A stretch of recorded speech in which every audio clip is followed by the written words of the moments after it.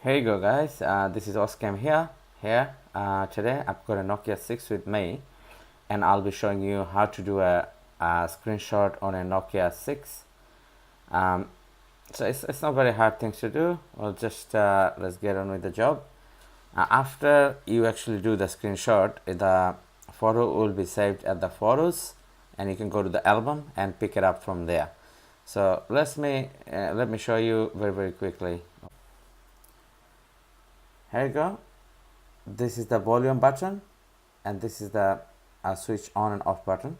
So you hold that together, and then you will take a screenshot. So here you go. I'll just show you here.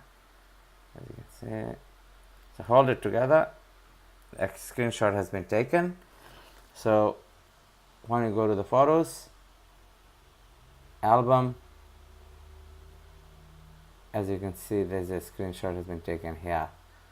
So there's a couple of screenshots here. There's a one here. I've just done one here and one there. Thanks guys again watching. This is Oscam here. If you want to check out my other videos, and please subscribe. Thank you.